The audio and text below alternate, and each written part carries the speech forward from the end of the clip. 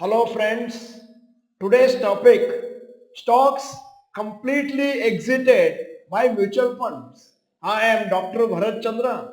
Purpose of the video is financial education of society. In October 2024 month, overall markets corrected a lot after many months of uptrend. FIs became net sellers in Indian markets and DIIs were net buyers. Mutual fund managers sold many stocks in October for various reasons. We have compiled a list of stocks which mutual funds have sold in October 2024.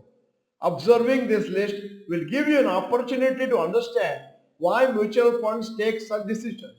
Selling may be because of requiring money for other investments or due to higher valuations, etc. Top 3 stocks sold by SBI Mutual Fund in October 2024. Sold but still has some holding. Number 1 HDFC AMC, 2 M&M, 3 Voltas. Completely exited Crompton Greaves, Max Financial, Manappuram Finance. Now coming to top 3 stocks bought and sold by ICICI Mutual Fund in October 2024. Sold but still has some holding. 1 Trend, 2 Infosys, 3 Synergy International.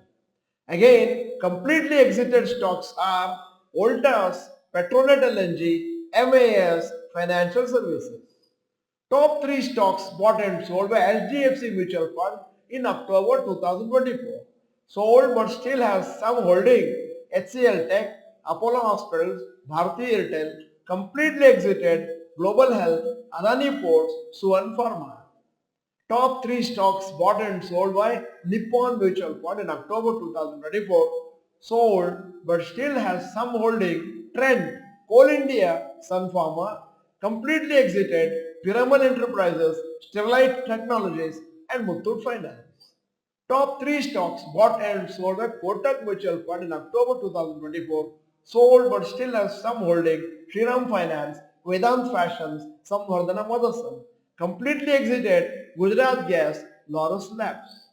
Observe this list and you may even notice that some stocks have fallen heavily in October due to the mutual fund selling.